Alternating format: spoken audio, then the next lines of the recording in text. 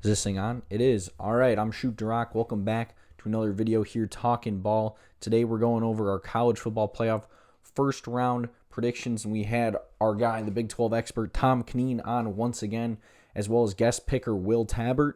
So all three of us are going through each game, giving our players to watch, keys to the game, as well as our predictions, and then we wrapped up the show talking about our national championship picks. So this one was a lot of fun to film. So if you like it, make sure to like the video. Subscribe to the channel, follow if you're watching here on Spotify. Make sure to comment down below your predictions for these games, and I'll shout some of you guys out if you get those picks right on the next episode. So let's get into it.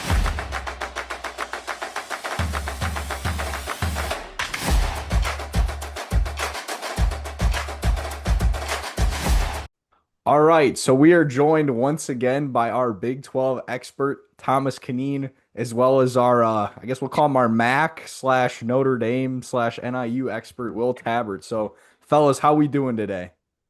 Great, glad to be here. Are you going to be on Netflix, exclusively on Netflix in 2026 as well? Sadly not. Sadly not. I think that might honestly hurt our range, our reach a little bit here. I've had a couple people this is like 100% dead ass will tell me they listen to Pardon My Take on YouTube and then watch this show. So I don't know. Maybe I jump ahead of Pardon My Take. I guess we'll see. Will, The how we new doing? premiere. We're doing good. Yeah, I think you got to go behind a paywall. Just hot. Join the line. Maybe. I don't know. I was pretty stoked. We're pretty close to hitting 50 subscribers here, so I don't know if I got the following for a paywall yet, but who knows? So we're talking here once again some college football playoff. And Tom, I didn't have you on since the bracket got released, so I just kind of want to know your thoughts. Like you said, you're the Big 12 guy. BYU gets left out. Notre Dame gets left out. Alabama, Oklahoma, Miami in. What are our kind of thoughts here? Absolutely. Well, I kind of think we talked about this in the first episode, but the committee has not told us, nor do they care, whether they want the 10 best teams, the 10 most deserving teams, or the 10 most viewership teams. If you're counting the two, essentially Tulane and JMU, keeping that out of the conversation. So if you're keeping the two best teams in, it should have been Notre Dame and maybe even Vanderbilt. If you're talking the most deserving teams, it's probably Miami and either BYU or maybe keeping Bama in. But certainly they're going for the ratings, which they had to keep Bama in, and they kept Miami in. Now, I will say, I think I'm not a Notre Dame guy. I think they probably are easily a top 10 best team in the country, and they should be in. And I think the committee did them a disservice by essentially teasing them all the way up Mhm. to Selection Sunday. But I really struggle to see where we're at with that matrix of the best, the most deserving, and the most viewership. Clearly, they went for viewership with keeping Bama in, really not even dropping them a spot, which to me was pretty egregious. When you dropped BYU essentially out of the playoffs and certainly punished them by a spot, and then you didn't let Bama drop one spot for losing by 21. Yeah, and I've always been a big advocate of not punishing teams for making a conference championship. I think a lot of people agree with that, but I mean, Bama looked so bad. They couldn't do anything all Yeah. game. It was never even close. And you also look at they didn't look good against Auburn the week before. They lost to Florida State, who did not have a very good season. Beginning of the year, people thought, okay, maybe Florida State's kind of a bounce back year. Really didn't. I mean, yeah, they had a big win against, small school powerhouse Eastern Illinois 56-0, but I I just don't see how Bama was able to stay in with that performance and get in over Notre Dame. I have more of a gripe with there being two G5 schools getting in over a Notre Dame or a BYU. I think it's as a G5 fan, it's good that there's a place in the playoff for a G5 school to get in, but in a year like this, you can't tell me that JMU and Tulane both deserve to get in. Yeah, I mean, I kind of touched on it immediately after the bracket came out, so I won't go too deep into it. My just biggest thing is like they kind of at this point either need to like add some sort of game for the teams that are not playing conference championships or just get rid of the conference champions because I have a problem like punishing Alabama for losing, and then they get jumped by all these other SEC teams that were sitting at home. Like that just doesn't make a whole lot of sense to me. Yeah. And then really just like the person to be mad at for the two G5s is the ACC. Like what the Hmm. heck are their tiebreaker procedures where Duke is playing Virginia in the title game? It's going to be even crazier next year when they just announce that like 12 of the teams are going to play 9 conference games and 8 teams are or 5 teams are only going to play 8. Like the ACC just makes everything so difficult for no reason. I mean, my reply to whoever it was, I guess for me went viral. I got like 100 plus likes. Just invite UConn or Memphis as a football only member. Like, what are we doing here? Just have 18 games or count the Notre Dame game that those 5 schools are playing as a conference game. Like, it's just going to be even more chaos because of the ACC again next year. So, yeah, it's just nuts. Who would have thought that adding 2 West Coast schools would throw a wrench in things for them? Oh, don't even We we're won't get not into even gonna that. go down that tangent. Let's get into the games here. So we're gonna start Friday night, Alabama at Oklahoma. This one's at 8 Eastern on ABC in Norman. Alabama currently a 1.5 point favorite in this one, with total set at 40.5. So we'll start with you, Tom. I know you're not maybe an SEC guy, but you watch probably the most college football out of all of us. What are kind of some of your key matchups to look for in this one? It's really going to come down to which offense can perform under pressure because both offenses are ranked very similarly when it comes to yards per game. They're both around 90 to 100 in total offense across the country. Bama in particular is 117th in rushing in the country, which is a big concern going in on the road on a Friday night in Norman. Both defenses are elite, particularly Oklahoma's. And frankly, both have struggled down the stretch here. Uh, Bama lost to Oklahoma, and then they obviously played their bye week FCS game, and then struggled against Auburn with rushing the ball, and then it got exposed again against Georgia. And so, really, they have really stumbled into this college football playoff, certainly with their offense, just because they don't have a rush game. Their passing with Ty Simpson has been good, but they've been struggled to solely rely on that. And so that'll be a really big key to the game is which offense can come. But Mateer has not looked the same since his thumb injury as well. In a very similar situation, they struggle to run the ball. These are very two almost identical teams in terms of strength and weaknesses. And that's going to be, I think, the closest game, certainly in the first round. And I think home field advantage will become a huge key to the game as well for Oklahoma. Yeah, Yeah, like kind that. of piggybacking off what Tom said. I am gonna so all right, Oklahoma, they've not been playing great down the stretch as has Bama. And obviously it's home field advantage should be a big thing, but something tells me that Bama, because people are mad that they got in, that they're gonna win this matchup. I mean, Oklahoma has good special teams, but I can't see them putting up. I can't see Oklahoma putting up enough points, even though Bama's offense has been a little anemic. Yeah, I really just think like this one, it's going to be kind of a gross game as you see a total only at 40.5. I think it's going to be a very low scoring defensive game. Neither team's offense really has impressed me much. Like you said, both these quarterbacks kind of been battling injuries. Mateer with the thumb, Ty Simpson's back doesn't look like, he's been playing very well as of late either.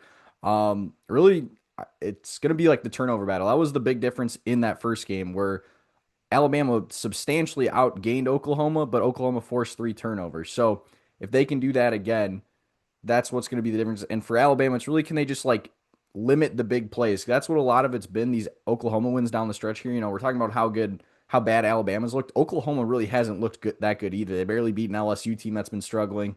Um, but it's been, they've had, a big play like Isaiah Satango long ball to him. So if they can limit that, I think that's going to be the key for the Crimson Tide. So Tom, who you got winning this one? My initial gut reaction was Oklahoma, but as Will said, I think Alabama's going to come with that vengeance. DeBoer, whenever he gets backed into a corner, always seems to come away with a win. And I do think Alabama will win on the road. It's really hard to beat two teams or a team twice in the same year, especially, I mean, they've only played twice in basically a month span. And Mm-hmm. I think Alabama will get them on the road. Gotcha. And then Will, you're going with Alabama? Yeah, I'm going with Bama. Like That's a really good point Tom brought up about DeBoer. He kind of proved in that Auburn game that he's going to do whatever it takes to win, even if it's a iffy decision when they went for it on 4th and goal. So yeah, I think Bama finds a way. Gotcha. I wanted to pick Bama too, but I don't know. This is too close of a game for it to be a sweep. So for that reason, I'll go Oklahoma. Like I said, it's really their offense does not look good, but they can just get that one big play and force a couple turnovers again. Plus, like you guys are mentioning, it being in Norman, and just the past 2 years, Oklahoma, Alabama's not matched up well with Oklahoma. It almost seems like Oklahoma kind of has the book out on them. So for that reason, I'll go with the Sooners. But yeah, I think this one's be pretty close, pretty low scoring. Like honestly, whoever scores 21 points might win this game. So moving on to the next one, Texas A&M taking on Miami, the two teams that beat Notre Dame this year. Why the Fighting Irish are outside. So this one is in College Station at noon Eastern on Saturday. Texas A&M currently a 3.5 point favorite with the total set at 49.5. We'll start with Will in this one. Will, what do we like in here?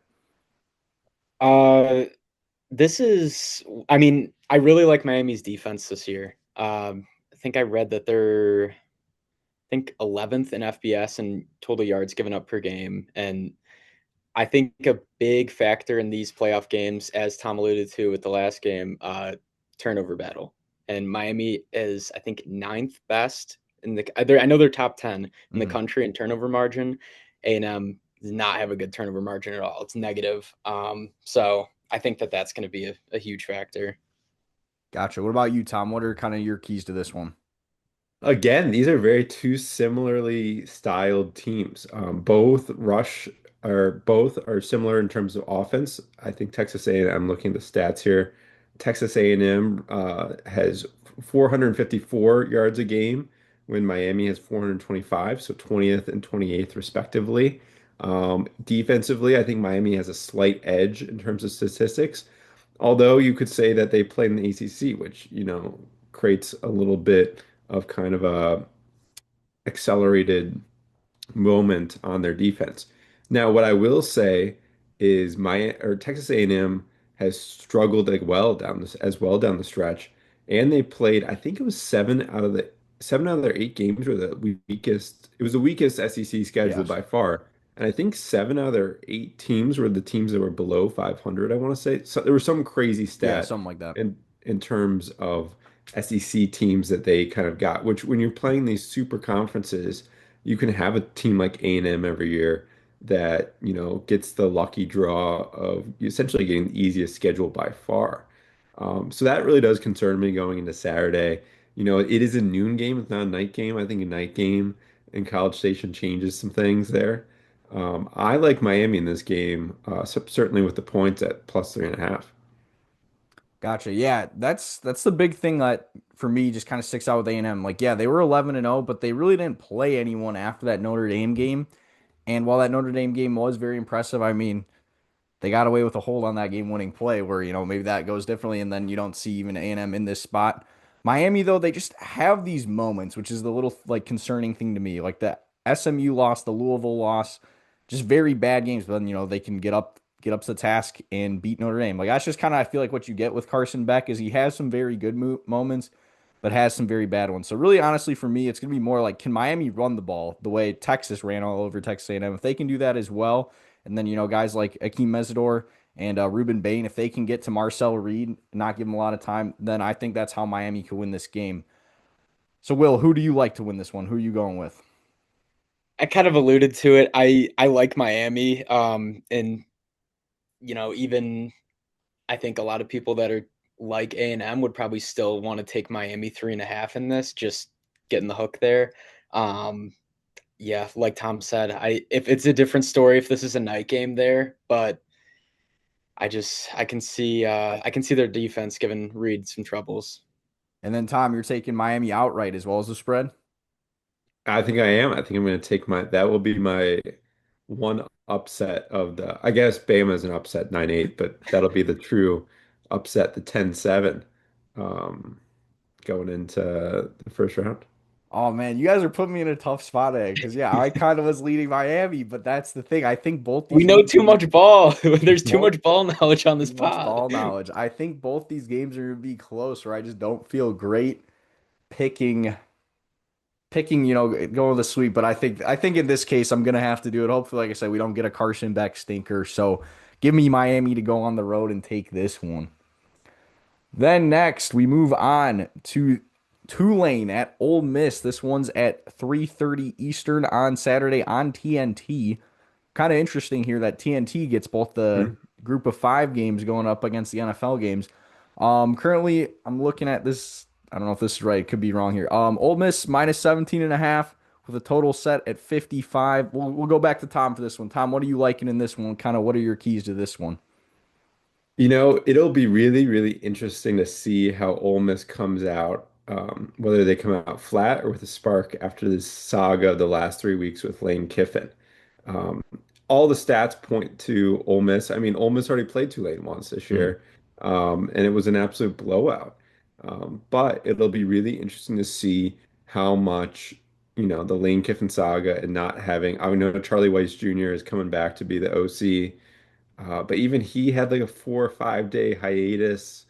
It'll be interesting to see if their DC, who's taken over as their head coach, Alex Golding, if he's gonna really, be able to step up to the plate in the first game. They clearly have the talent. I think it's really a matter of whether or not they cover. John Summerall, I think, has to be licking his chops, knowing that he's kind of had a much cleaner exit going down to Florida, and that he's had kind of essentially a cleaner path the last 2 weeks without distraction, whereas Ole Miss has had the most amount of distraction you possibly could have going into a playoff. Now, the Vaughn, I don't think it's a big home field advantage, certainly for the SEC. It's not, something that I think is going to play a huge factor into this. I personally lean Tulane plus 17 and a half, but certainly I think Ole Miss takes care of business going down the fourth quarter. Gotcha. Will, what Yeah, about you? What are you liking in this one? it's a funny matchup in that it's the complete opposite sides of the spectrum with how each coach is leaving their program. Um, with Summerall just gifting them $100,000 is like a little parting gift to try to set him up on their way as he leaves for Florida, and then you got Kiffin being Kiffin, Yeah. making as much noise as possible. But I think Ole Miss's defense is going to come out, ready to go, and they're going to want to, play hard for the new head coach. I I don't have much concerns for their offense. I know that they lost a lot of coaches to LSU and that Weiss is back, and they might start a little bit slow, but Tulane's defense hasn't been great this year. They're a really bad third down defense, 81st in the country, allowing third down conversions 40% of the time. So I think that it might be close to start, and then I think Ole Miss just pulls away and they force a couple turnovers. Gotcha. Yeah, this is where I just kind of like laugh about like some of the G5 comments is like, oh, we can't have the G5, like they're not worried, they're not good enough. But then, oh, Florida's going and taking their coach. And honestly, like you're saying here with Lane Kiffin leaving Ole Miss, like I feel like this would be kind of a spot where a G5 team, if they still had their coach and was retaining everyone, could pull off an upset where you're seeing like this Ole Miss program's in a little bit of limbo right now. Where if, Tulane was a little bit more stable, didn't have their coach leaving, who kind of already has a foot out the door, and that's just kind of the nature of college football nowadays where he has to, he's already got DJ Lagway going to the transfer portal. Like he's got to go get a quarterback, stuff like that. Where, maybe Tulane could pull off an upset, but just especially like you said, these two teams already played this year. Ole Miss destroyed them 45-10. I want to say they scored on like 8 of their 9 or 10 possessions, something like that. And really, in Tulane's other loss against UTSA, they just got run all over. So having Kawan Lacey for Ole Miss, as well as Chambliss is like a rush, kind of a running quarterback as well. I just really see a struggle to see Tulane stopping them. So we're all liking Ole Miss. Is anyone going to take Tulane to cover the spread, or we all just think this would be a blowout? I was debating whether or not to take Tulane with the points because 17 and a half in a playoff game is a lot. But after thinking about it, Will brings up so many good points there with their defense in particular. And they're really going to need turnovers if they want to keep this within the point spread. And I don't know if I can rely on Tulane to be getting essentially 2 to 3 turnovers to keeping it within the spread. So I'd probably lean Ole Miss in this. with points. Yeah. I'm leaning taking Ole Miss to cover as well. I think with it, it's a little tricky with Tulane because obviously, Summerall's leaving on good terms, but how locked in can he really be Mm. with scouting and everything when, like you said, he's going and he has to find a replacement for Lagway already at Florida. He's kind of doing two jobs at once. So it'll go one of two ways. Either the players are going to want to play hard for him, or they're going to be like, you already have 1 foot out the door, like kind of feel betrayed a little bit. So for that, I think Ole Miss 17 and a half is a little safer. Yeah, I agree. I do think Tulane's a lot better than, that first game when they put now, going through a whole season, they battled some adversity, looked good, and, got some big wins in the American. But yeah, I just think Ole Miss a lot better team. So moving on then to the final first round game here. We have another group of five team, 12 seed, JMU, James Madison, the Sun Belt champions heading to number 5, 11-1 Oregon Ducks. Oregon currently a 20.5 point favorite in this one with the total set at 50.5. This one will be Saturday night, I believe 7:30 Eastern kickoff in Eugene. So we'll start with Will this time. What are some of your keys for this one for either side? Um, just like with any G5 versus powerhouse school, it's going to come down to the turnover battle. And this is one where I actually think that JMU's defense could kind of keep them in it. Um, they have, I just had my stats pulled up. Yeah, they have the 10th best scoring defense in college football. They're only giving up 15.8 points per game. Obviously, Oregon has a really, really good defense. I think like top 5 defense. So I think I could definitely see this one going under 50. But I mean, JMU, I think, is a legitimate G5 school. I could see them hanging around and surprising some people. But Oregon, 6:30, I guess 3:30 kickoff there, so not too late. But yeah, I like JMU to hang around a little bit. Gotcha. What about you, Tom? I think Oregon's going to comfortably cover this game.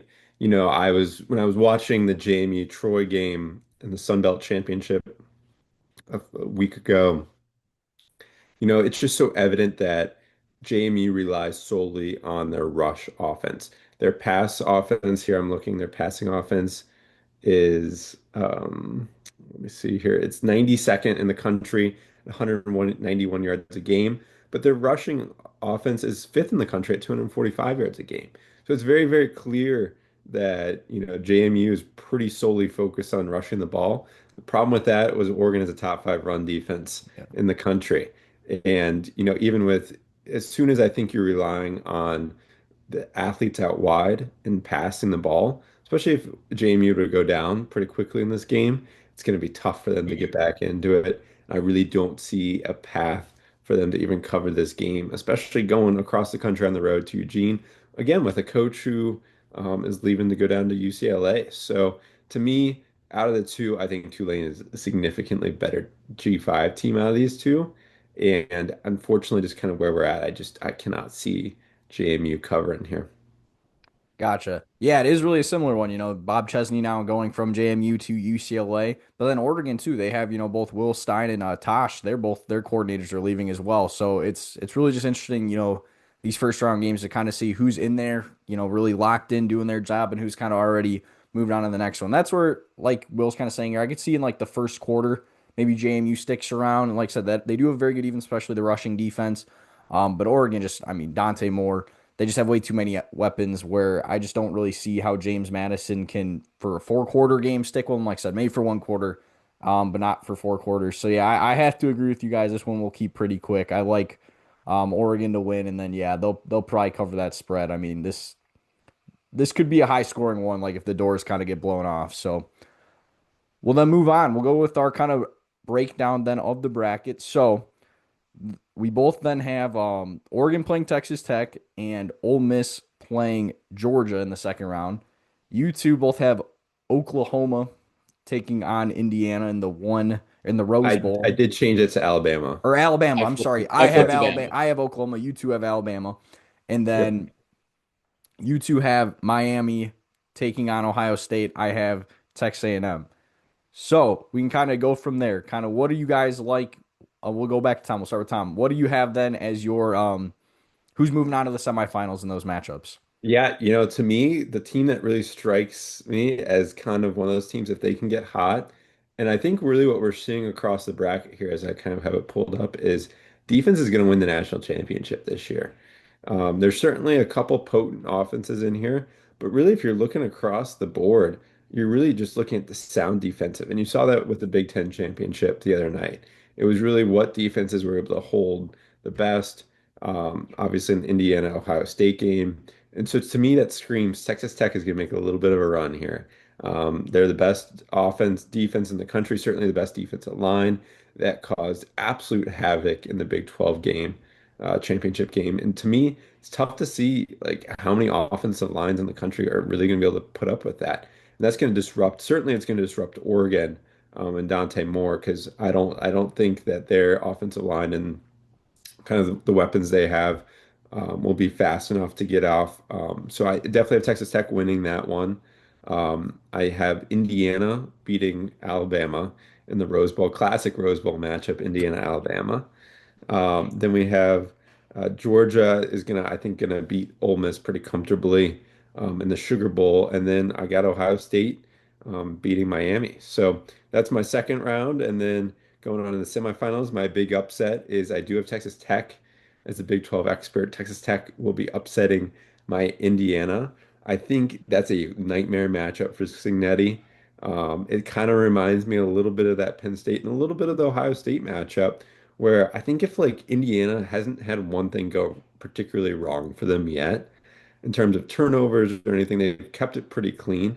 That's one of those games where if Indiana like makes one mistake against Texas Tech, Texas Tech will smell blood. And that's what exactly happened against BYU. And when you play that Texas Tech defense, one turnover turns into four turnovers very, very quickly. Because they get a lot of confidence. Jacob Rodriguez gets a lot of confidence. They had linebackers flying all over the field in that Big 12 championship, making the most ridiculous interceptions you've seen. Um, and they totally go off vibes. So I have Texas Tech as my getting the national championship in that Peach Bowl. I also have Ohio State going with that revenge tour.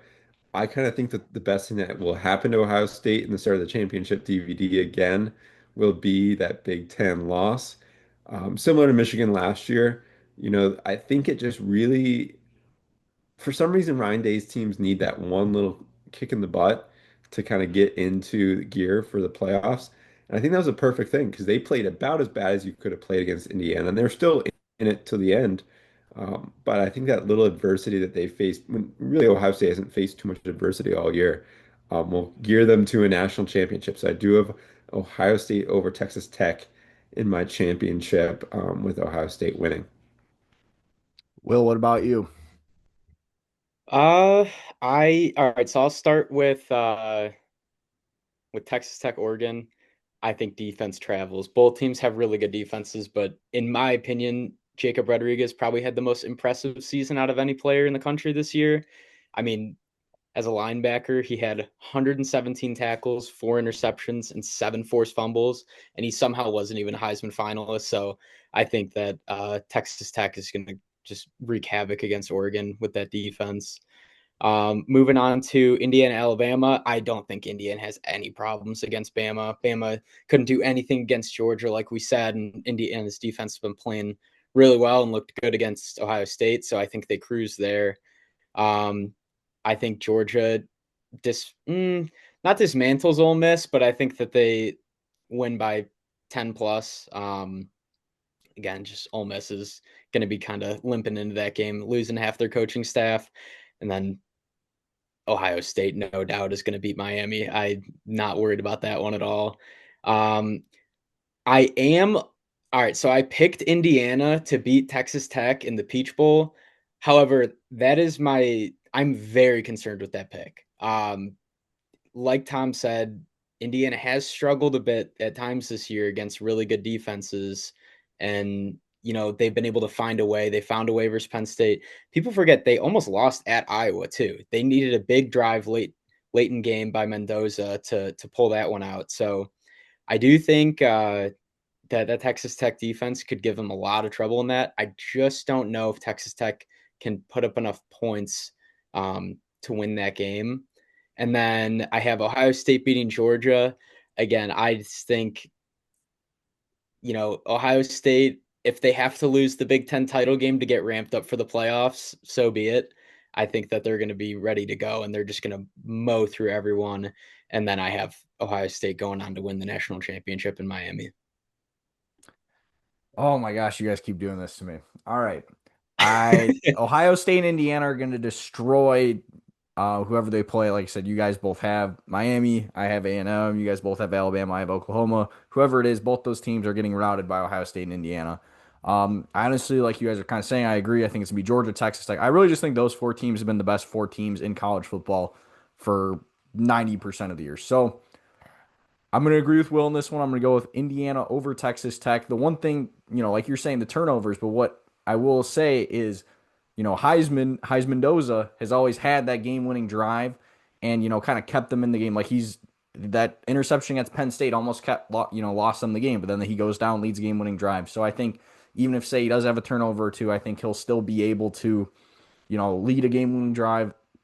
And I just think Indiana's defense is that good where they're gonna like Indiana's not gonna get blown out by anyone.